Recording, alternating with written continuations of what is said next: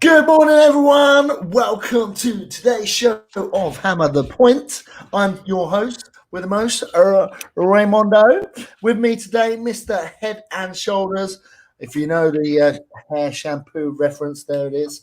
Mr. Charlie Walsh. How you doing at 1:10 in the morning, Charlie? Oh, look at that. There we go. Beautiful. I'm good, thank you, Ray. How are you? I'm good. I'm hairless. Doesn't work in my beard as much. Try it. Yeah, could give it a go. See what it does. You happy this morning? You happy, Hammer?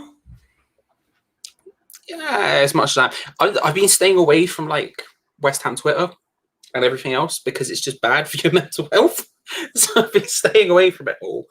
And honestly, it calms you down a lot. I'll tell you that much. It does calm you down a hell of a lot. Not reading this constant like churn of just like, why aren't we doing anything? So yeah, no, I'm all right. How about you? I'm not too bad. Not too bad. Bit busy. I've got an interesting story, but let's say hello to the chat today. Hello, Wally. Hello, Rebecca. Hello, Hammer Poles. Charlie. I hope you're all well this evening. I believe at some point Tim's going to join us. So, it's very exciting. Let's get away with as much as we can. Yeah, I've got some questions about Curry for him. It's fine. Get on. Interesting news today, Charlie. We never Adam and Eve it. Go on, hit me with it. There was a West Ham fan in Liverpool today. I don't Adam or Eve it. Oh, he was coming out. I was like, mate, oh yeah. Outside, this is before we ever. I was doing my delivery, so I was in my trackies, my Liverpool trackies, and I was like, West Ham fan. Had a little chat. Bless him. So, if you're a Liverpool fan, I didn't get his name. But if you're a West Ham fan in Liverpool and you saw me today, how did it? Probably not, but cheers. Thanks for walking the show. Charlie, it's a pun. Go on. Yeah. It's a pun, but it's worth a pun, you know what I mean? Today's show, I want to talk about the options that David Moyes have. So today, in the PowerPoint, let's link it up, hammer the point, PowerPoint, we've got options A, B, and I forgot to add C. Bit of live PowerPoint work there. There we go. Just add that in. Just put on there. Hello, Baz, the Saints fan, coming to join us. But yeah, we're going to talk about the different options that David Moyes potentially has with the current squad that he's got. And let's just let's throw in some shoehorn caveats. If there's someone you reckon we're linked with, or we might be, maybe pushing a boat out again, let's look at them options where we can fit them in. And we're going to start at the bottom because now we're here. Option C, Charlie. So this option C mainly comes with fringe players, injured players that are getting into the squad, and mainly a lot of youth because, the squad can only be how big would you say a squad is? In what numbers or in terms of big, small, medium? No, just in numbers. What do you reckon the average? I'm sure Mourinho used to say he likes 25, no more or less than that. Yeah. I mean, we hit the limit, don't we? We hit the limit of teams 25-man squad, don't we? So I think we're in and around that figure. I personally, I like having at least two people in every position. Yeah. So you're talking like 22 plus the bench essentially. So yeah, 25 sounds about right. Because the smaller your squad, you can't get away with having a small squad. Very few teams have done it. Leicester did it once, stuff like that. But Wolves did it last year. But like in general, you want a chunky squad. Yeah, you want to be on the first. And option C should have a lot of youth players in there. Where we've got some question marks. So the third person has to be Martin. We've got the options of maybe having Trott come in the team, but I would like to see him out in Championship for one season. Mid-Championship team, getting as many shots at him left, right, and centre to build up his confidence and saving. So that's why I've not put Nathan Trott in there. I want to see Martin He's got another year on his contract. He's third place keeper. He comes on for special occasions. Maybe an early stage of the cup. Maybe if there's other defender, not much there. Anything you want to add on that one, Charlie? Yeah, I've got the squad up as well. I'm just having a look through it, and obviously it depends on who's in the other squads as well. So there's, for example, a name like Cardoso would maybe fit there, but he could be in B, could realistically be in B, because we've only got 3 other centre backs, 4 if you include Winston Reid, right? So like, I'm just looking through the teams. Is there anyone obvious? Not really. I mean, go on. I didn't put Winston Reid in this because I think he's going to go. I do as well. I think what's most interesting about this Team C, right, is if you're looking at, say, Martin, Baptiste, Coventry, Cullen, Silva, that the 3 ahead of them, Holland arguably, that's like senior players right there. Yeah. That's how many people we have in those positions. Yep. We can, in the third team, we can put Snodgrass and Wilshere in there like it's nothing, because that's how many bloody people we have in those positions. Our squad is so imbalanced. Yeah, totally. And there's some options there. You know, we've got $100,000 a week player in the attacking playmaking role. That's $100,000 a week. I think Snodgrass is probably in and around that figure as well. Yeah. At the very least, Snodgrass is on 70. He's on 70 to 100. Do you reckon? Because I'm sure I see him. He was on the same as Noble, which was on 50k plus added ons. Remember when he came in, it was a big thing. It was a bit. See the Payet replacement. It was his big move. Like it wouldn't. I think he's on at least 70. I don't know for certain. That's not me. That's not any sort of like ITK nonsense. That's just what I would assume given the size of the transfer. Yeah. Yeah. Do you know what? I wouldn't even be advised to put Winston Reid in there because, Baptista, what a player to learn off in a centre role as your first squad. Obviously, they're not going to get much games together because it's the third one. But that's definitely an... Oh, my God. Yes, I've seen it as well. Yes. Right, let's just remove that. Yes, this is the kind of Tim that I've been trying to drag you into this sort of level of attire for maybe a year at this point, and I'm glad you're living up to it. Give me a minute. I'm feeling kind of like Jesse Ventura tonight. I don't know, something. Here we go. Love that. I just thought I'd rep it, seeing as you are, Go. Lovely. There we go. I've got no words. And this is why people think this show's carnage, because I got used to. It's everyone's favorite show of the week. Yeah, that's true. That's just this channel. It's all carnage. That's what I miss. So we was talking about the squad and the different options that David Moyes has got for next season. We're talking about our A team, B team, and our third tier team, which is a C team, like this. Tim. So we're looking at our goalkeeper, David Martin. The left back, right back, we haven't really got options as a third player there. Again, it would normally be the youth team. So right back would have been Johnson or Ngakia, for instance. Yeah. Left back, we're very open left back. I could put... No, I'm not going to say what I could do. How are we doing, Gary? And we're still missing a centre back on the left side, right side, whatever we want to put Baptista in the opposite role. Charlie made a good point that Winston Reid is still on our books, but if we're honest, I think he's probably going to go. What do you reckon? Yeah, we don't need him. So we don't really have another option. Now, are we keeping Cardoso? Or is he gone? I'll be honest, I totally forgot about him. So yeah, I could probably throw him in there as well. And Charlie did point that out. Yeah, but I mean, other than that, there's no other options at the right back and left back. So you got Johnson and Johnson would be what, second tier or? You have to wait and find out. Suspense. Oh no, I'm just saying. I'm trying to think if he is, then that would mean. I mean, otherwise he would be third tier. I don't know. Well, I'll give you a little preview, Tim, because you asked so nicely. Johnson and Fredericks are the other two options that I've put in the squad. Fredericks. Yeah. Okay. Yeah. But again, the midfield. Who's this? Hey, buddy. Yeah. Hey. Kelsey, all right, buddy? How you doing? Yeah, I'm doing good. About yourself? Mate, they're all late. They're all late today. Tim's late. Carla's late.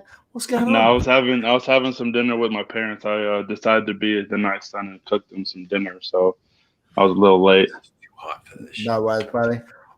Better late than never. That's what I Right. say. I don't know if you looked at this squad, but what do you think of this as a third-tier squad? They're not really going to get play. The fringes are going to be in the training ground. You will get, hopefully Wilshere and Snodgrass will get some minutes on there, but I can't really see any others getting a game. I don't see any of them staying. I see them all going out on loan or getting shifted, like to another club. So do you reckon the squad will get shrunk? Oh yeah. Oh yeah, no, definitely. I think Wilshire's next destination is for sure in America, in the MLS. Holland, I would love to see him play, but I don't know. I think we already have too many midfielders that play that position. Silva, I would love to see him stay just because I think he, has shown that he's a pure goal scorer. But I mean, they're all just question marks. I mean, you would enjoy to see a majority of these guys stay, but definitely it's just not going to happen. I love Holland. I love Cullen. I love Coventry. I love. I would like to see Silva, more of them. I love Snodgrass, but Wilshere, I mean, there's no use for him. And Martin, ditto. There's no use for him. Again, the guys that I said that I liked, Snodgrass is not going to want to stay around as a third-tier player. Right. He's going to want to get minutes. And then, Silver and Holland and Cullen, I mean, it's not that they don't want to, but they're not going to get the playing time that they need for their career. They're going to have to go out on loan again. I think. Here's the thing. I agree with you mostly, right? I think Snodgrass though would stay as a third-tier player or a second-tier player realistically, because he's not going to get another Premier League team, is he? Really? Let's be real about it. Another Premier League team isn't going to come in and probably pay the money for him, and so that means he's staying in. And I think Snodgrass is the sort of guy who would be like, do you know what? At this stage of my career, I'll take the minutes as and when I can get them, because he will get minutes. He just won't start, but he will get minutes here and there. He'll get these cut runs. He'll get this opportunity, and with our injury record, he'll probably get some game time at centre mid, right? Coventry is literally I don't know what Ray's put, but in my mind, Coventry is our second choice DM right now. Who else do we have who's an out and out defensive midfielder apart from Declan Rice? We don't have not one. Including Souček. Yeah, because Souček. Let me put it this way, right? I don't people have spoken about it being Souček. Realistically, as much as that's a thing, what happens if that means we don't get the attacking output that Souček has right now because he has to sit and defend, and B, his defensive work has been fine, but it's not been great. Then you have to put other people in around to sort of make it work. It's we don't really have an out and out defensive midfielder. If Rice gets injured, we are screwed. We are up. We are up poop creek without a paddle, And so Coventry right now is kind of the second choice. And we saw him appear on the bench this season. So I personally would get in another DM and send Coventry out on loan. But I wouldn't be surprised if Coventry not only stays at some point plays, because again, if Declan Rice gets injured, if he stays, oof. Yeah.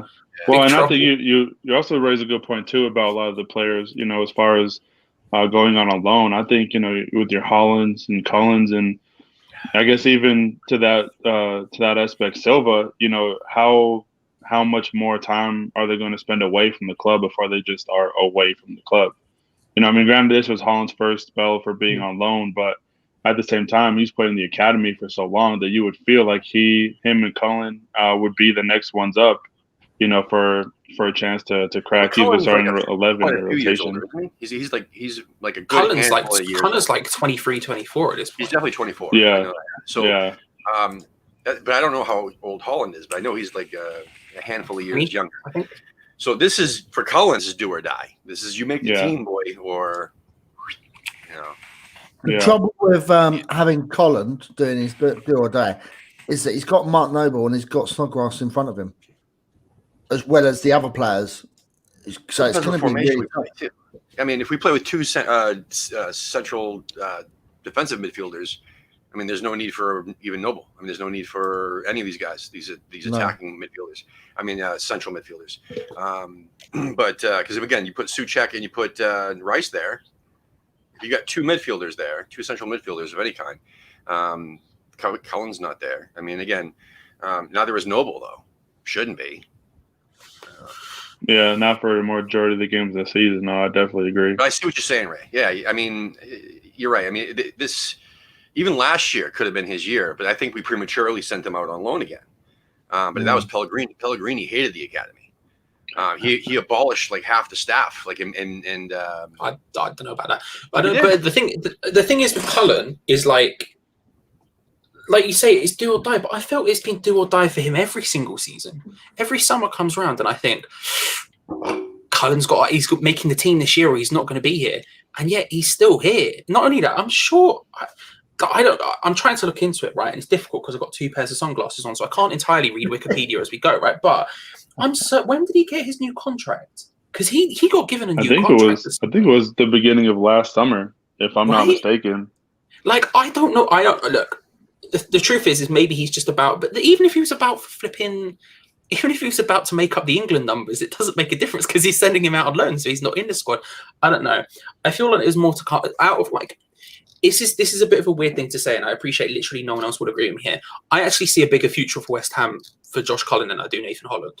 But it's just about finding the game time for him, and it's just I don't know. But then again, I don't see the game time for Nathan Holland either. But that's a separate story for a separate time, I guess. It's weird. I said this to Ray before we started, though, or well, before you two joined. But you look at the C team, right? Wilshere and Snodgrass are in there. That's wild. Yeah. That's why we have so many people in those positions that Jack Wilshere on $100,000 a week and Snodgrass on however much he is on a week are sitting there in the third. That's crazy to me. That's crazy. Name another team in our position who have depth in those positions like we do to the extent Jack Wilshere and Robert Snodgrass could be sat there. Mad. Yeah. No, that's fair. I mean, and even on the restart, I know a lot of us were calling for Wilshere to play a lot, specifically so that Martin Noble didn't have a lot to do. And he never touched the field, not one time. Or maybe once for like 10 minutes, but that was really it. So yeah, it's an interesting position because we are pretty deep at a lot of positions, but it's also one of those things where we're deep, but the depth is like never there, Yeah. And I want to talk about this person after we've discussed, but I saw a little link with a player abroad that I don't know if you guys have seen, but we got linked today with Ramsey because he's out of the Juventus squad and they're looking to move him on.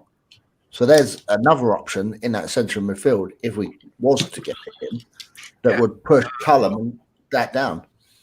He's like number 2 on Arsenal's all-time injury list, isn't he? Behind Wilshere? Yeah, Wilshere, yeah. Yeah, he's up there. Still a quality player, though.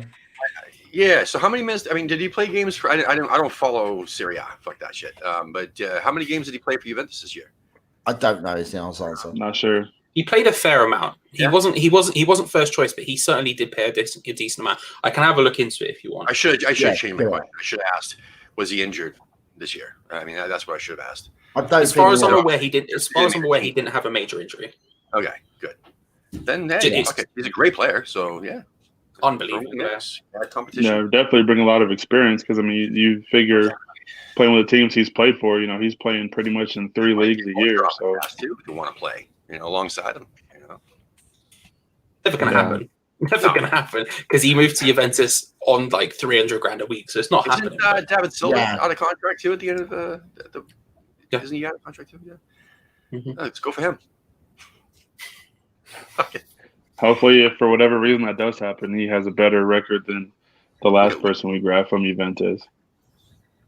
So he's had 24 appearances and 3 goals. Well, who's the last person we got? Who's the last person we got from Juventus, by the way? Because I can only think of one. Zaza. Zaza. Thank you. Sorry, I'm an idiot. I was like, Okwona. Who's had someone before then? But yeah, that makes sense. Yeah. Well, so, I'm not saying it's true. It's just the rumor mill is a million miles ahead. Oh yeah. Oh yeah. But as you can see from here, there's something that I want to allude to, and you'll understand later what's happened. But our depth in defence is not that great at all. No, it's not. So, right, guys, that's option C. I don't think that's a bad nucleus to have, and there's a couple of positions available for other players to get in, which is kind of nice for the youth team to look at. My B team. Now, some people are going to be questioning this. Some people are not going to agree with this. Some people are going to hate it. But let's start. Obvious one, Randolph. He's not going to be the first team player. Now, the back four, Fredericks, Cresswell, Balbuena, and a question mark. So the question mark, now this is where I'm saying, as central left-sided defenders, there's not really options there at the moment. I'm confused. I'm very confused. What the hell did you do? You put wait. So, oh God, I can't wait to see Team A. Tim, wait, Tim. I'm not saying a word.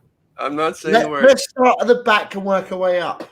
But this is going to be very contentious. But it already is with your back three. Yeah, but this is the second team. Who's your starting left back? Well, there we go. That is a bit wild. That is a bit wild. That's scary. That is where you'll see, Tim. But wait, sweating over here. It's scary. So I know it can't be Masuaku. Let's start off with the left-sided. So Cresswell. Would you guys be happy having Cresswell as your second tier left back? Yes. I think everyone would be happy with that. If there was somebody you would be happy? 100%. I don't want to say yes definitely. because I'm scared what that means for your A. But if yes, in principle, if there was yes, I wouldn't mind Cresswell being second choice. Well, he's pissed because you got Fredericks over there. And you'll understand. Well, I think you kind of guessed that Ben Johnson is number one because I want to see Ben Johnson given a free run at attacking. So that's why Frederick is back up. I think Frederick is a good backup per se. Balbuena, he is that second choice behind Diop. Which is bizarre because he's had just as many good games. He's had he's had just as many bad games as well. Trust me, Balbuena has had some fucking 8, 9 out of 10s, man. He's had a couple, not a lot, obviously, but neither has Diop. Trust me. Well, the thing that's interesting is that first year that Diop and Balbuena played together, they were both fantastic. The one year that Agbana, for whatever reason, just couldn't either stay healthy or play well, but Balbuena and Diop had a really good pairing. And then the year after, it's a shit game. Yeah, 100%. He's like, why the fuck is he even here? Yeah, totally. Right. Yeah, but he definitely has a good game in him. I don't understand why we're looking to get rid of him. No, it makes no sense to me. He's on low wage. He's on low wages. He costs basically next to nothing. If we get rid of him, we're not going to get a lot for him. What's the point? What's the point? I mean, he's a solid player. For backup or cup games. Yeah. And let's be honest, the squad. Is he still a Paraguay international? Maybe it affects that. Maybe him not playing as much. Maybe he wants to go somewhere to play regularly. Maybe. I don't know if he'd want to leave realistically because he's maybe it depends where it goes to. But it seems that Moyes is the one who wants to get rid of him. So. Gotcha. Okay. Yeah, which I find weird because whatever we get rid of, we have to replace because there's not enough. Squad depth is nowhere near there. So there's definitely an opportunity for us to get another central defender, whether it's left side or right there. I think Balbuena's on the other side anyway. So south of the river. There's a guy south of the river waiting to come back home. Keep him there. Fuck off. He's a legend. Anyway. Well, let's talk about a central defending midfielder role. And Charlie's already brought this up, so we can discuss it a bit more. There is no options as our number 2. Yeah. We need to really look and invest in a position and a player that's going to challenge Declan Rice in his team. So this is something we need to look at. Charlie, you've already spoke about it. Let's go to you first. What do you reckon? Who could we possibly look at to get in there? What do you reckon? Yeah, we need at least. The thing is, like, even if Rice doesn't leave, we need a defensive midfielder this year. We need to bring one in the summer. And that's me saying, like, oh, Colin Coventry is our second choice. And it's like, great, I want to see Colin Coventry get games. Apparently, he's got a lot of promise. I've never really seen him play, so I can't speak to it. But from the grapevine, good things, right? Mm-hmm. But I want someone in there who's dependable AF, okay? Like, because as much as I said this to you, Ray, the other day, but, like, as much as we mock Carlos Sanchez, and we do, of course, mock Carlos Sanchez, because Carlos Sanchez, he was the second choice, and he's gone now. And if Rice gets injured, we're in a bad state. So we need at least one central defensive midfielder this summer. And I'm talking about an out-and-out proper defensive midfielder, someone who screens the back four, not someone who's a box-to-box player, none of that. I'm talking about a guy who's going to bloody sit there and help them out. Because the second Rice goes, we're in deep, deep trouble. And I mean, either selling or injured, right? So we need to get someone in that role. Who? Knowledge being tested. I would say, come back to me. Give me 5 seconds. Come back to me. Tim, yeah, I'm not sure who I would get to. Oh, sorry. Oh, what? That's all right, Kelly. You carry on, mate. I'm not sure either who I would want to get in that position, but kind of going off of what Charlie was saying, you'd have to have somebody who, was definitely. Kind of like a backbone to the back four, somebody vocal who could fill in the gaps of anybody who was caught out of place and had a little bit of pace, because obviously the upper tier teams, their attack is going to be really pacey and really skilled. So, you'd have to make sure you get somebody who knows what they're doing and doesn't crack under pressure. Now, like I said, I'm not sure who exactly that would be, but I feel like those would be the qualities of somebody that you would want to look. And I feel like if West Ham were to go and get somebody, it'd probably be a shot in the dark and just somebody who they'd hope to turn into like a Rice or, somebody who could play similarly to Noble, but just better in certain aspects of it. I think that's how that would go, honestly. Okay. There's somebody from Prague, or there's somebody else over there in Czech Republic that they're trying to get. Been linked with anyway. As far as I'm aware, he's a right midfielder, winger guy. Okay, all right. Yeah, I don't know a lot about him though. All I know is that they were just doing that for Souček, really. I know as much as you do. Yeah. Yeah, exactly. Well, you know more than me, but anyway. Yeah. What was the question, Ray? Who would you? What would you like to see? Would you like to see? I'd like to see Noble, like in his twilight, learn how to sit back and be that guy. He's aggressive enough. He always picks up yellow cards like crazy. So he's definitely the guy. He's slower. So maybe, I think that would be at this stage in the game his natural position. I know they did that with Gerrard in Liverpool. They moved him. They tried moving him up into attacking midfield position. Then they dropped him back into more of a defensive midfield or holding midfield position. I think that maybe we could do that with Noble at worst case scenario. I'm not saying let's do it. I'm just saying if we don't find who we're looking for, well, we have somebody who technically could drop back in that position, and that's where Snodgrass could move up into the his natural position, which is actually a central midfielder, not a winger, which would be great. And they start using people what they're supposed to play. So yeah, Noble. That's my answer. Okay, cool, perfect. Well, and Tim, we'll stay with you. We're moving on to Noble's ball-winning midfielder. You've already alluded to it. You say that you look at putting Snodgrass in that position. Yeah. And moving him up from Team C to Team B, which, I think is a good option. It's a good challenge. And they're both in the twilight years, but we have got to replace them at some point. Yeah. 100%. But I really don't know who. This whole shortened window has just killed it for me. Like I haven't been researching enough. I haven't been looking around and finding out who, what's what and who's who. I've just been following literally like teamtalk.com and everything else, or everybody else, or the OneFootball app and all that good stuff. Just I know as much as everybody else, Yeah. Hey, Mia. Sally, what do you reckon? Sorry. See, I'd be looking into Cullen. I really would. I know it's a bit of a risk, but given the fact we've got Rice and Souček in that position who are sort of soliding it up, and realistically it's going to be either in the first team, it's going to be either Noble playing the extra centre mid role or Fornals or Lanzini, right? I think that's where you have your youth player come in. I think that's where you have your Cullen come in.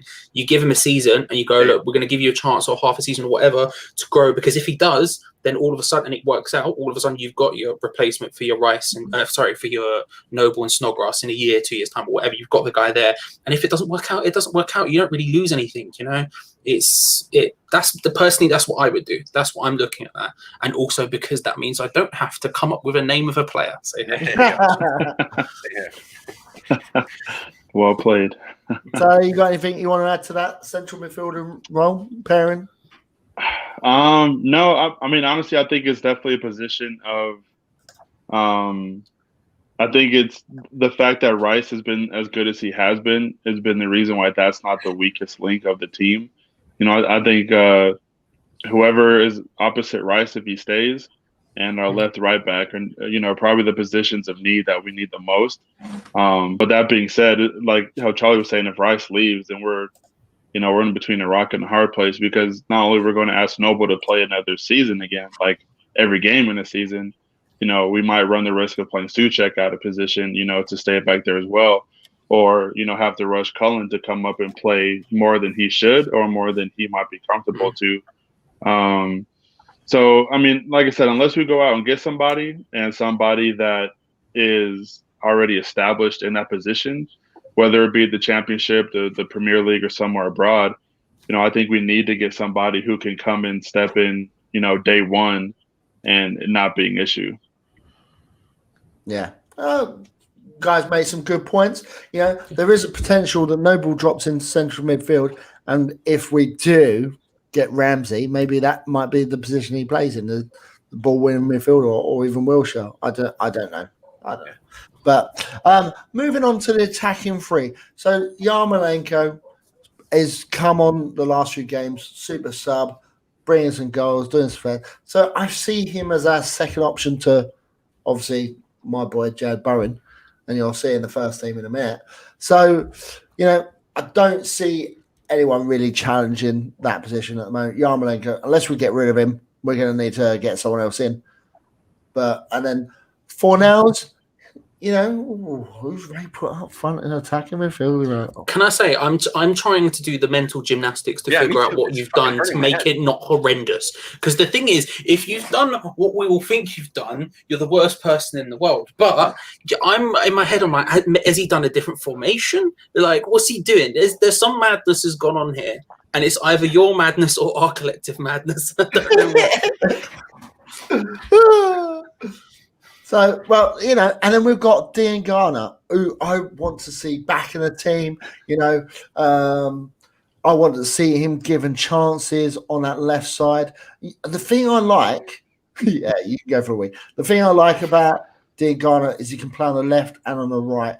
There's some options and challenges there. Yarmolenko, I say put him in up front if you need to put him up front. Put him a striker. I want to see him doing some bits up there. So that's my attacking three. And, of course, Antonio. Antonio is, it's a different option. He's in his twilight years. He's getting a bit older. So playing second fiddle to someone else is not necessarily a bad thing.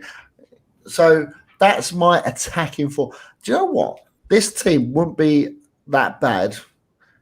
It probably wouldn't make top half, but it wouldn't be that bad if it was playing all the time. Yeah. Just saying. And if healthy, yeah.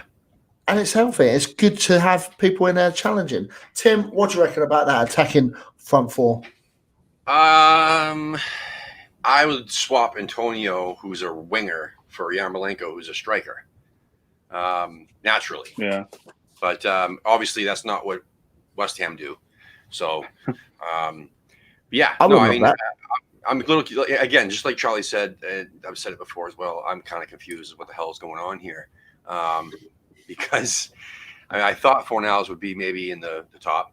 I mean, the top team. And I thought maybe with our options, Cresswell would be there too. So this is really scary.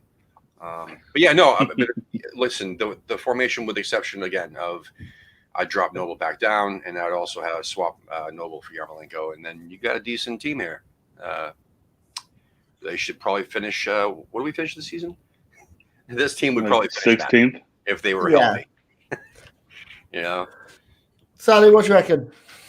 Yeah, I think Antonio is the interesting piece out of all these players because you could kind of plug him in so many different spots. You know, striker, winger, center attack. You know, left or right back. I think the only positions he probably wouldn't make sense at would be your main center backs and obviously keeper. But you know, he's done pretty much everything West Ham has ever asked him to do. You know, through how many managers has he gone through here, but he's still around and he's still, producing for the club in a big way.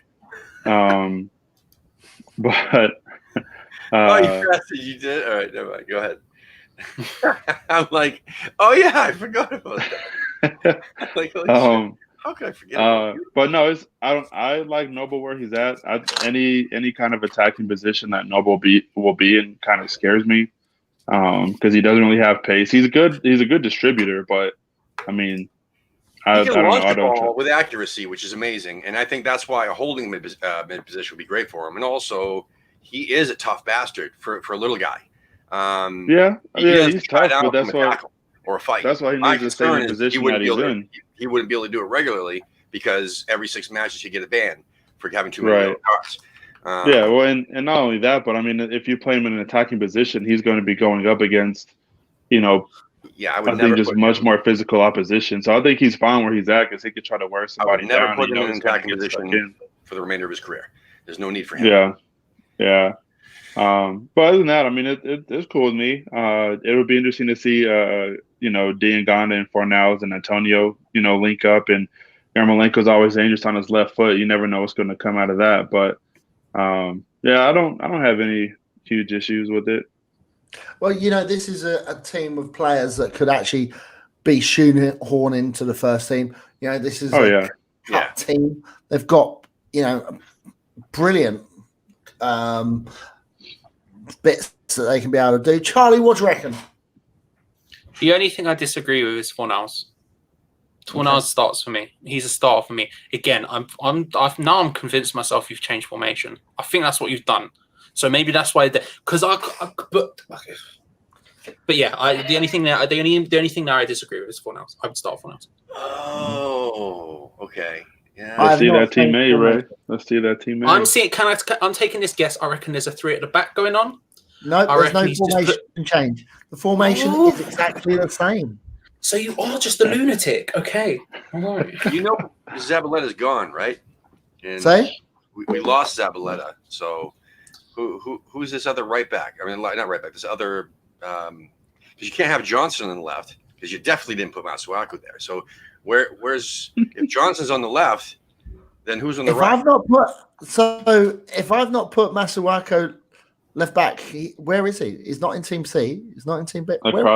You'd have to be across from Bowen. You could have gone really mad and put him on the left and then put someone else down the middle. No way. Are you ready? Come on, man. Are you ready? You're driving me mental. Are you ready? Yes. Are you ready? No. You sure you're ready? Chat, are you ready? Rip that Band-Aid off. Move that bus. Boom. Big fat question mark left back. That is the most important position we need to fill in this transfer window. Masuaku does not even get in my C team. I actually left that out because I wanted to have a little bit of ruse. Well done for Rebecca for noticing that, Sam. Or it must be a question mark. But we have seriously got to get that position. Charlie's going to be upset about the attacking midfielder role. I'm very aware, but let me get to that one. That's why Becca gets PM because she figured that out. The back line up doesn't really change. Johnson, I want to see him be played. And this is where I think we can spend a bit more money on that left side. Diop, Obama, player of the season, arguably behind Rice. Probably should have got it.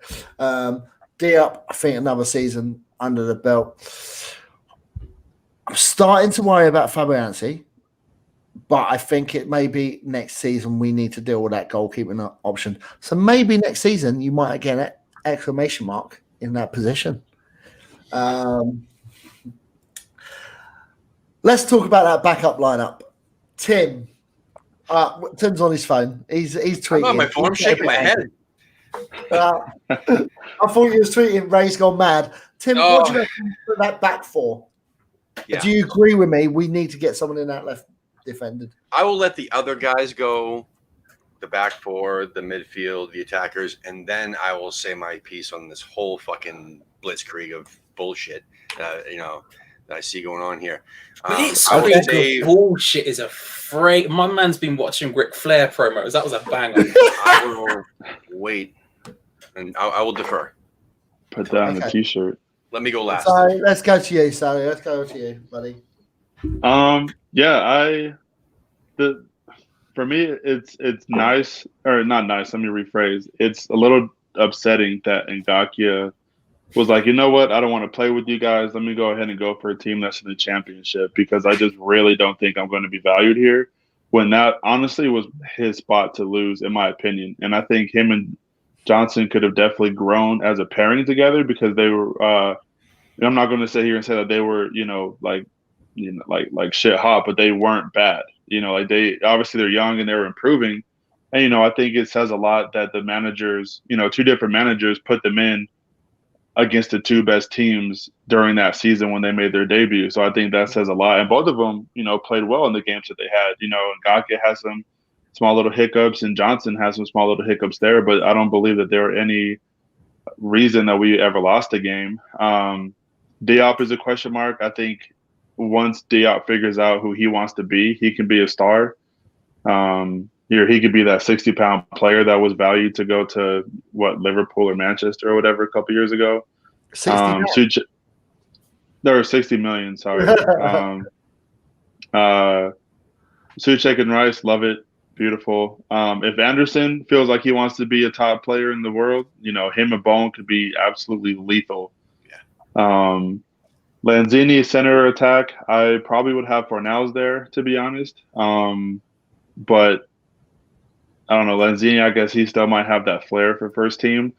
But I think one thing I would change is I would really want two strikers. And it'll never happen because it's West Ham. But Haller and literally anybody else that's a striker would be a great pairing, I think. Whether it was, if we would have kept Chicharito, that would have been great. If for whatever reason, what's his name from a couple years ago? The one he went to China. I don't know why I can't think of his name, but if he was up there, Arnautovic, thank you. Those two would have been absolutely ridiculous to keep out of the net. So, but yeah, I don't know. That's my take. Charlie, so have you got anything you want to add to the attacking more side of the row? You finished, Sally? Yeah, I'm good. Yeah, I'm good. Charlie, what do you reckon? I used to be an animal, Ray. I used to, I'm playing a lot of Fall Guys at the moment, right? And in Fall Guys, there's this game called Tail Tag, right? Which, by the way, fuck tail grab, right? But, if someone steals my tail, I'm running after them. I'm trying to grab my tail back. I'm on the yellow team. Do you know what I mean? But I'm not about chasing opinions anymore, right? So you tell me first, justify Lanzini before I say anything. And then we'll go. I was going to let you and Tim have your rants first, and then I'll justify it, and then you'll be like, okay. I'll go first. Right. Here's what I'll say. I agree with literally the entire team apart from Lanzini. I just can't justify not playing Fornals to start, right? He has been so good. Honest, I can't see a situation in which anyone else should start over him. You look at the way you've set up, I think that's the perfect role for him. I think you put it in there. I don't really agree with everyone else about Noble playing this 10 role. I think it's been a sort of him and Souček sort of go forward in different ways together, and it's actually a 4-3-3 and whatever, but that's side by the by, right? Fornals in the center, being the guy who can create for everyone else, right?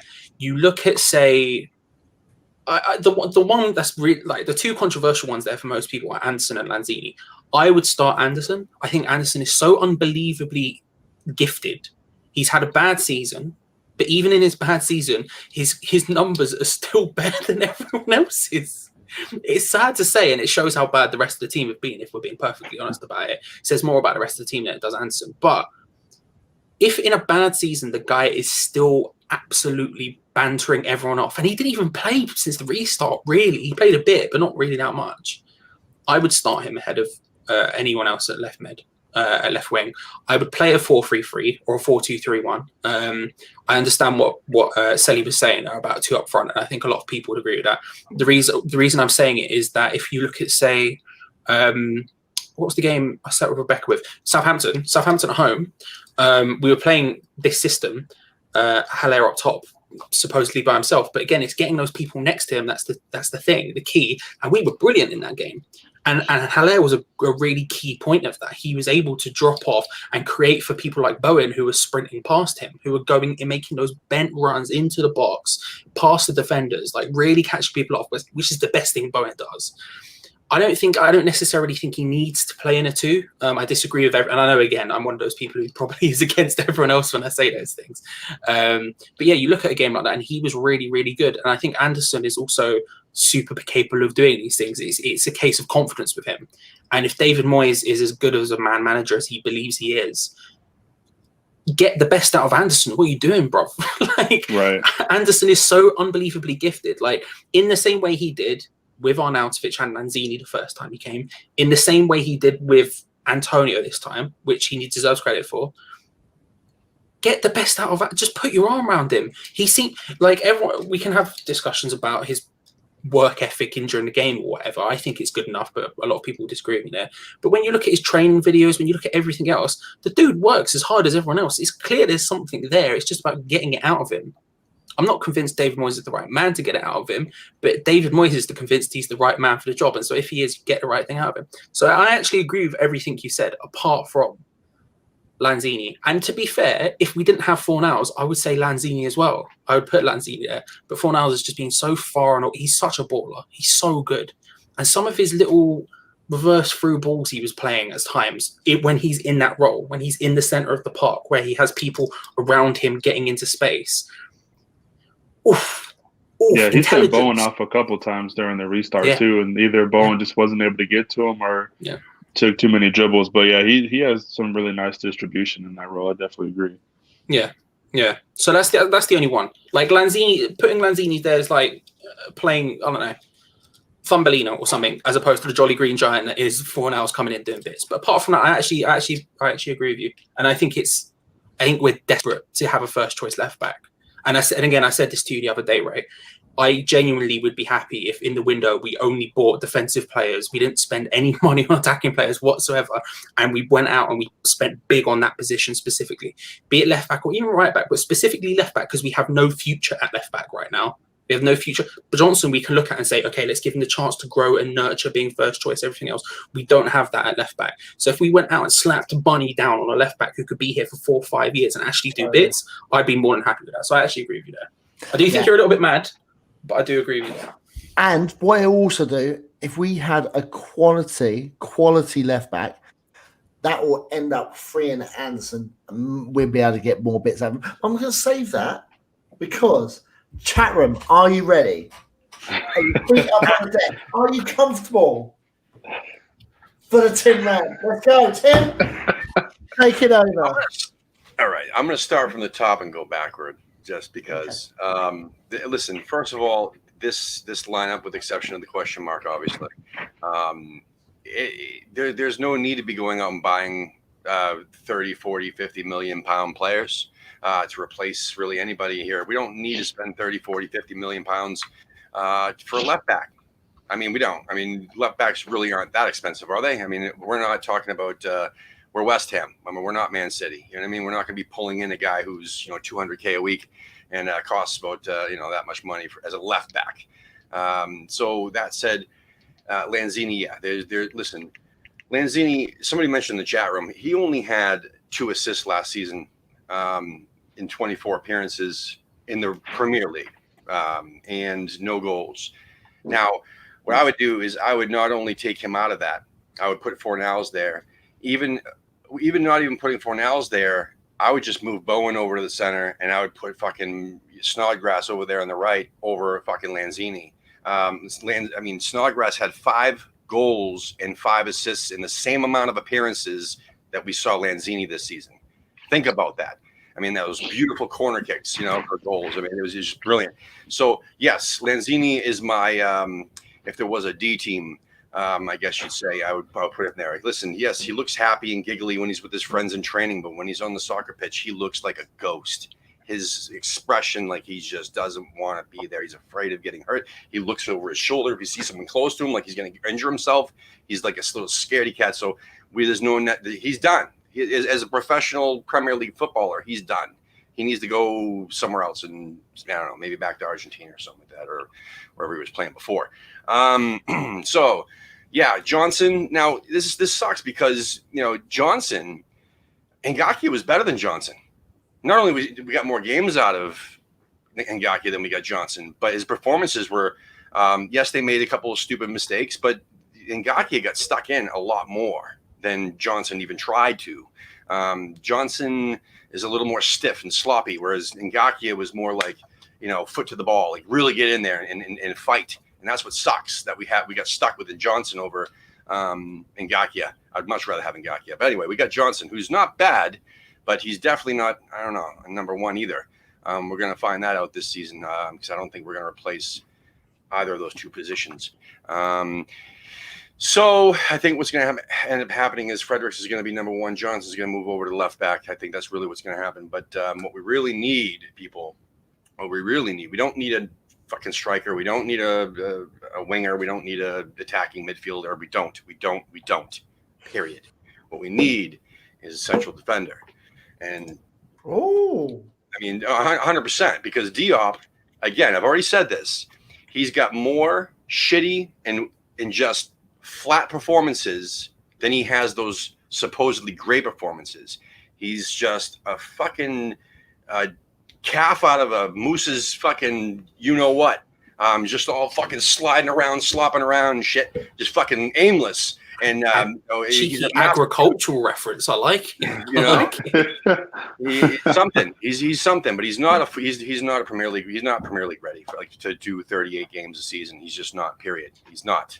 Not yet. He's young. He's still young. Remember, people. He's young. He's a lot younger than most anybody on this list, with the exception of Johnson. So anyway, Augie again. It's one of those. We're not going to get 38 games out of him either. We never have. Never will. You know what I mean? He's not going to be 100%. And we already talked about Balbuena. Balbuena and Diop are the same player. Like we don't get as many good performances, which they do put out a good performance here and there, like a really good one. And everybody, jumps on their back. Yeah, that's great. But they forgot about the 4 other shit games they just did. And because here's the catch-22 that we keep going back to. This is my grand finale now. So we need a goalkeeper, period. We need a goalkeeper, bottom line, shut the fuck up. There's no argument about it. We need a goalkeeper, period. We need a starting goalkeeper to compete with Fabianski, who had his hip injury. I'm like a broken record on this one. He's old. He's 35 years old. He's, again, the catch-22 is we need a center back and we need a goalkeeper because everybody's saying, oh, it's not Fabianski's fault. We don't have a good, we don't have good center backs in front of him. We don't have a good defense. I thought you just said Diop was great. I thought you just said Augie was hammer of the year. So how is that argument that Fabianski, it's not his mistake because we have great central defenders, but yet we don't need a central defender because Fabianski's. And I'm like, no. They're both equally shit. Is what it comes down. It's not shit. I'm sorry, mediocre. There we go. We need a starter. Why are we relying on a 35-year-old goalkeeper anyway? I know these goalkeepers they prime later in their their age, but why aren't we going after a 26-year-old? Randolph is shit, dog shit. You know what I mean? And David Martin, look, he was great for one game. We lucked out. We had that was one of I guess our central defenders, one good game. You know what I mean? And he lucked out on that one. And Chelsea played like shit. But anyway, we need someone to compete with him. I'm not saying let's go sign some stupid idiots, just chuck money at this fucking championship goalkeeper like Butland or somebody like that or whatever, just because he's younger than Fabian.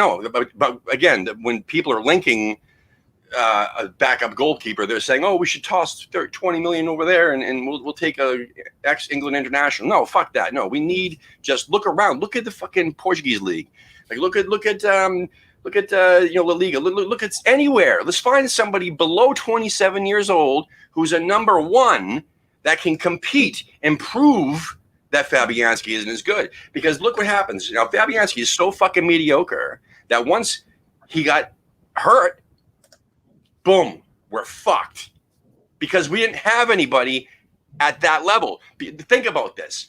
Nobody in our goalkeeping crew, Trot, what's his name? Martin, Roberto, what's his dipshit? Fucking Randolph. None of them were good enough to start on a regular basis for us. None of them are. None of them. You understand? Like Fabian, once Mr. Mediocre fucking gets screwed, we don't have a solid number 2. Our number 2 is below mediocre. Hello, below mediocre. We didn't have it. We got fucking nobody. So I'm not saying let's go out and sign necessarily like a 40, 50 million pound fucking Ederson or something like that. I'm just saying we need somebody a little bit better than mediocre to compete with Fabianski. Hello, the fuck? Can I play devil's advocate real quick? If it's the catch-22 of the defense is shit, I already explained that. Well, fucking no. It's not. It's 2 center backs then. Let's fucking can them all and just back line. I guess the devil's advocate is like a statement and then a question. So the question is, with Diop, if he's not good, would you put him on loan? If you say he's too young and he needs experience, he's not prem ready, would you put him on loan? And then the other thing for backup, which I guess you could kind of say the catch-22 in specific with Trot, is Trot, you can't say he wasn't good enough. He was on loan.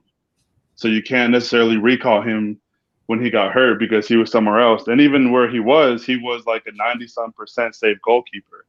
Now, granted, that was, 3rd division? Yeah. But still, stopping shots is stopping shots. So, I mean, it'd be a lot worse if he let in, like, half the shots he faced than stopping 90% of the shots that he, faced. The shots coming at him aren't fucking, Sane and well, no, I agree, but that's like 2 steps above. I agree, but at the same time, if he's not facing that same talent but still linking in goals, would you still like you'd be Trot's saying a lot worse things we have right now. Trot's my number 2 right now. Trot is right, Tim Milliken's personal number 2 on what we've got right now. Because, again, Randolph is shit. And Martin's shit. And Roberto's shit. So Trot is the only one that really – I would absolutely give him an opportunity, but I don't think it's going to be good. I don't think it would end well for us. Okay. So I get last question. If you could only replace one player – one of the two, either Fredericks or Fabianski or Diop, with anybody, which one would you replace?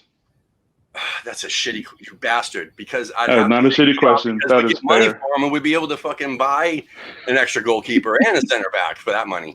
But yeah, unfortunately, I have to say Diop just because of the money we get for him. I mean, that's not fair. Yeah. I mean, if Fabianski, I'd say get the fuck out. He's not going to be the same. He hasn't been the same since the restart, dude. You know what I mean? He hasn't. I mean, Aston Villa's I'm gonna disagree with you there. I'm gonna disagree with you there. I don't think Fabianski has had as good a season as first, but that's ridiculous to say because Fabianski in his first season was one of the best keepers in the league. Full stop. Yeah. He just was. And I realize this is going to wind you up, Tim, and I apologize in advance, but at the same time, I think I need to say it because I'll say this about Fabianski, right? Fabianski has had a couple of iffy moments since his injury, and that's it. A couple of iffy moments. Fabianski is still arguably, let me take the glasses off so you can see the facial expressions. Arguably, right? I would say if you exclude the top 6, because obviously they shop in a different pool to everyone else. They're in just a different world monetarily. They can go out and buy Kepa for 70 million and it doesn't work out for them, and they're like, okay, cool. Well, we're just going to buy this player and that player and that player, and it's not a deepness, right? If you ignore the top 6, he's in the top 3 of goalkeepers in the league, right? So top 9 or whatever you want to put it. I don't really care how you want to put it, right? But you're looking outside the top 6, you're saying, okay, Schmeichel, Rui Patricio, and him. And I would say, and Fabianski. That like they're the 3 best outside of the top 6. And he's solidly in that. He's solidly in that. He's not. It's like saying Lanzini is. No, he just is. He just is, bruv. He just is your role. No, I appreciate it. Not anymore.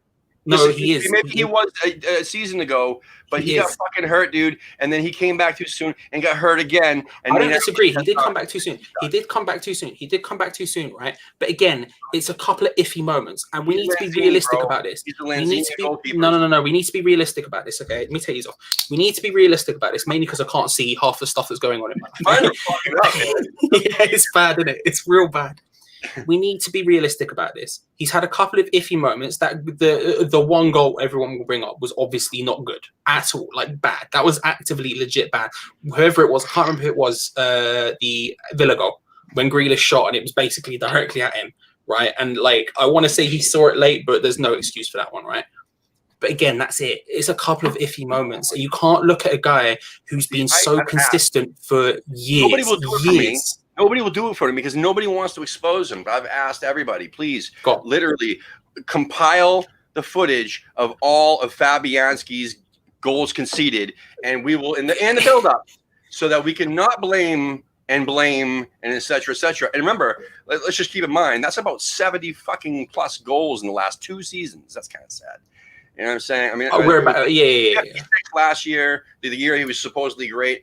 And then, which was like 3rd or 4th in the league, given up. And then, what was the other one? This season, he only played 24 matches or 28, whatever the fuck it was. So it wasn't that many given up. It was definitely more than, I think it was 35 or something like that. So again, that's a lot of fucking goals. But yeah, probably. No, like the dude that said Pope and Patricio and Henderson and Pope is a shout. I forgot about Pope. Pope is definitely a shout. Henderson, I would argue about because he's only just come in, right? Go on, Ray. You first. I just want to quickly say I saw a video on Pope today regarding his shot stopping is one of the worst in the Premier League. That's all I wanted to add on that. That's fair. That's fair. I like Pope a lot. I like him. I think I really do like Nick Pope should be England's number 1, but that's a side note for another day, I guess. Look, the thing is, right, you can look at individual goals and blame individual people for them because look, Gio says this all the time and it winds me up, but it is true. You show me a goal, I can show you a mistake. Do you know what I mean? Like, it's just the way it is. So you can look at individual goals, but you can't then look at the entire number of goals and go, right, well, we need a new goalkeeper because of that, because it's not realistic. It's just not realistic. Like, you look at Fabianski, and I agree with Pope. So let's say he's one of the 4 best keepers outside of the top 6, and he is. I'm not blaming the quantity. I'm blaming the fact that he got injured, a hip injury for a goalkeeper. And if you look back at all the goalkeepers who had a serious hip injury like that, at that 30 plus. Name 3 of them. I'm doing that specifically to set you off. Look, I'll say this, right? Look, I do. Look, the thing is with the situation, and I spoke to Ray about this the other day.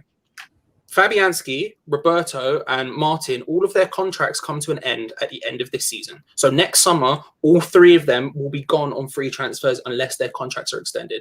Randolph has an extra 3 years beyond now, so he'll be done 2 years after that or whatever. But those 3 all have their contracts coming to an end. The goalkeeper situation hurt again. He's not playing 38 games this season. The goalkeeper situation is bad because we need an option past that. We need to figure out what's going to happen, okay? Because we can't sit here. Like, realistically, you could probably give Fabianski a new contract. He'll sign it. He carries on. He might go on. He might go to a different team. He might have aspirations to maybe go to a team who's actually playing in Europe for his last big move or something. He might have aspirations to go on to become a B team goalkeeper at a bigger club, whatever, blah, blah, blah, blah, blah, blah, blah, right? But we need to look at it long term. And that's something we're not doing. I'm not blaming. This is how on earth is getting injured his fault. I never said it was his fault. I'm just saying his age, okay, getting that injury, he's fucked. And he showed that this season already. Like he came back and got injured again, and he's not been the same. He's let in more easy, simple goals than he did before the fucking restart. The restart, he was doing decent at the beginning of the season. Again, like I think he's a decent goalkeeper, or was a decent goalkeeper. I thought Lanzini was a decent footballer too, until he got fucking hurt and came back and proved, my point, really, that, once you get a major injury, that's your wheelhouse, like an ACL or an MCL for a fucking, field player. That's nasty. That's not good for you. And if you're not mentally strong enough to handle it, like Lanzini, you're not gonna be the same player. And I'm saying the same thing's happening to Fabianski. That was my point, was that We need someone that can get in there and compete with him, and also be our number 2, because we don't have a number 2. We don't, and I think that's super important, because remember what fucked us last season. Was it Manuel Pellegrino? Sure, but Randolph is and here's the thing about Randolph. And before I give Randolph any praise, I want to say I don't want him at the club because of stuff outside of football that let's not go into, because that's just a deepness that we don't need to talk about. But I would rather not have him be second choice for those reasons, right? But Randolph is significantly better than Roberto. Randolph is a fine, for a team in our position, he's a fine second choice goalkeeper. I understand your concerns about about Fabianski's injury. I do understand that. But equally, when you look at someone, if you look at his injury, you look at Alisson. Alisson had a huge injury at the beginning of the season, came back and was the best goalkeeper in the league by a safe distance. You know? Now, obviously, Alisson is a hell of a lot younger than Fabianski is. Let's be real about it. Let's be fair about it. He is a hell of a lot younger. And I don't necessarily disagree with you. I do want to see us have someone who I can look at as long-term, because so far Trott, for me, hasn't shown that he has a long-term future at West Ham. That's not to criticize Nathan Trott per se, but his transfer went nowhere really. At Wimbledon, it went badly. It was a bad move for him. He's not exactly shown anything apart from that. So it's like, okay, we'll see. Because the transition, again, the jump from youth team football to Premier League football is like huge. That's like monumentally massive. Against Leicester's B squad. Do you remember this match? Yeah. That's why Randolph was in goal. Oh yeah, he led in for You can show me individual examples, bruv. You're missing the point if you're doing it, though. And I know you're willfully missing the point as well, Timothy Melican, and you know you are. Look, the thing is, right, is that Fabianski, it's a situation where you're talking about, okay, we don't go and spend the big money like we would on Edison. We're not going out and spending 40 mil on Edison or whatever. But for what you're arguing, we can argue about Edison another day. But like the thing is with that, right? What you're like, the sort of price bracket you're moving in makes it very difficult. It makes it incredibly difficult at our level. And again, I think there is a level of realism needs to be held. Like, for example, here's an unrealistic opinion I hold, right? You were talking about getting rid of Diop. I would replace Ogbonna this summer. But I feel like that's probably an unrealistic thing to lob out there. But I would. I look at Ogbonna and I think your streak is all hell. You're not inconsistent. You've only been consistent 2 seasons. I think you've been here the first season and this season. Every other time you've been iffy. Like you're good and then you're bad and then you're good and then you're bad. You're the wrong side of 30. I would look to replace you, right? But it's unrealistic to say, okay, we just need to replace our hammer of the year and put someone else in there. Let's spend bit blah, blah, blah, blah, blah. When there's this position that he's sorting, that position that he's sorting, that position that he's sorting. And realistically, for a club at our level, Fabianski is excellent and Randolph is good enough. Again, I don't want Randolph in the team. I don't want Randolph in the club, but that's a side note. You know, I think there needs to be a look. And the thing is with everyone, because I think Tim, you've been obviously talking about Fabianski for a long time. Like, there's a reason why if you go into banners and you scroll up, there's Tim's on another rant. There's a reason it exists, okay? Because you've been talking about it for a long time, right? I think what you're experiencing, and this is me talking to you on a personal level now, I think what you're experiencing is what I've had experiencing with Antonio, okay? And that's, I was going on about how bad Antonio was since 2015, 16. I've been talking about it for a long time.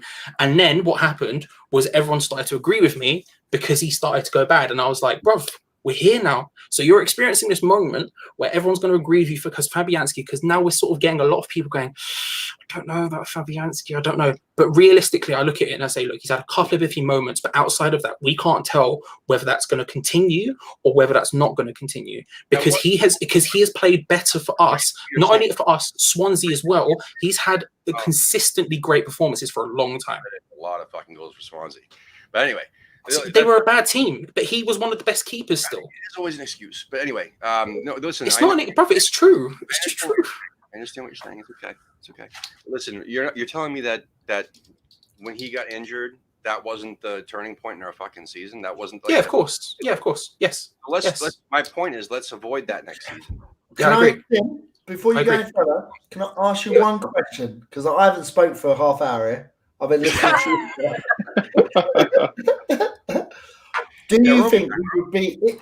Do you think we would be in this position at the end of the season where we was if we had Randolph in goal instead of Roberto?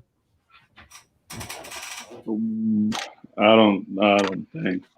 Probably not as bad. I don't think we would finish above 10, but I don't think we'd also be 16. Probably not as bad. I mean, he probably. I don't know. I can't say because he's I don't know. He's not the same keeper that he was when he was with us either, and he proved that at fucking Middlesbrough. Like Randolph. Not only did he fucking lean out a little too much, it looks like he's got the fucking HI. You know what?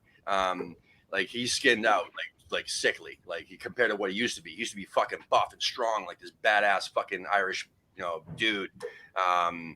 As our goalkeeper, and he wasn't that great, but now I think since he's leaned out quite a bit, he sucked.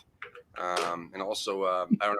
Again, I pointed out the 4-1 smashing against Leicester's B squad, but I can't picture him doing that out of 5 or 6 games in a row. I don't think he'd have a bad game every fucking game. Now I know Roberto would. Roberto definitely would. So maybe we might have won an extra game or two, which definitely would have bumped us up a little bit. So yeah, I think I would have rather have had. Would you rather? Yeah, I guess I would have rather have had. I can't even say it. I don't want to say it. Don't let me say it. I don't want to say it. He would choose Randolph, right? Tim, let me ask you this, right? And this is just as a general point, because I want to see where you're weighting it in your head, right?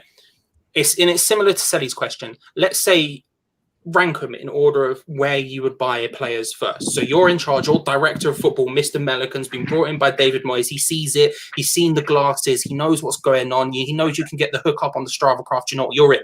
He's in, right? Tim's coming in, okay? If you're prioritizing the list, you're saying, right, first of all, we buy a player in this position. Next, we buy a player in this position. Next, we buy a player in this position. As 3, so top 3, first, second, third. What's your order? I just want to know how you're ranking it. Well, yeah, I guess I contradict myself because I think it would be left back, center back, and goalkeeper in that order. Okay.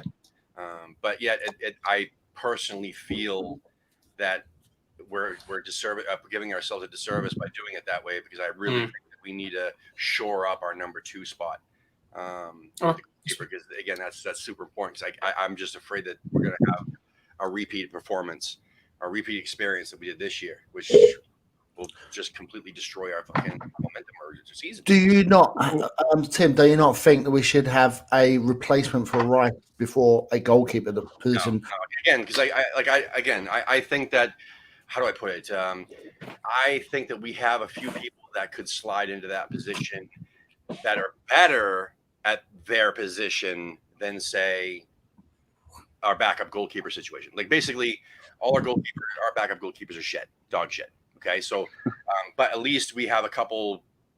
I think Noble could drop into the defensive hold position. I'd be more comfortable with that happening than having Randolph start a game. Personally, but I'm fucking mental. So what would you say is also more so on the management / scout team or whatever for bringing in a bad backup? Which we didn't really find out was terrible until he started playing, because I mean, that's as crappy as it was for Fabianski to get hurt, it's of no fault of his own. I mean, all he was doing was the routine, clearing the ball out, and he just happened to get hurt, So it's no fault to him, but at the same time, it's not Fabianski's job to bring in the backup, So I think that's more so on. I don't even know if it's the board, but I guess just on scouts or whoever, because at the time we had scouts. But they didn't do a significant enough job to bring in a quality backup. Well, there we go. We've had literally about a 40-minute rant on the goalkeepers situation. Joe Hart's on a free. You go get him. Former England number 1. And do you know what? As controversial as my teammate was, I didn't think he got a bad response. I don't know what you call a good response, Maggie. If that wasn't a But let me just have a little say about Lanzini. Lanzini, he's 27 years old this year. He's in his prime of his life, footballing career wise. This is going to be his season. Believe me. Do you know what's going to help him? He's going to get pushed by Fornals, and that's what I like, and that's what I want. Fornals is going to push him into be a better player. He is going to be the maestro that does his little flicks, tricks, bits with Bowen and Anderson. I wish he cared half as much as you do. about it. I wish Lanzini cared half as much about Let's have a chat in December. He should. And see how we go. But I do point out, we desperately need a left back because we need someone to free up Anderson. We need someone, and I wouldn't mind if that was the only position we filled this summer, just the left back position. And we spent money on it, and we brought in quality. And we did, maybe add a couple of other loan players in because we're not going to have much money this season. If we spent 20 million on a left back, just saying, for instance, I would not be asked if that was the only position we filled. I do think we need another centre back, personally, for backup. But that's what I personally think. But guys, thank you very much for joining for Hammer Point. We've gone over an hour on this show, because this was very good. Thank you to everyone in the chat room. Remember what I said. Let's wait till the next. Goodbye. Take care. Come on, you irons.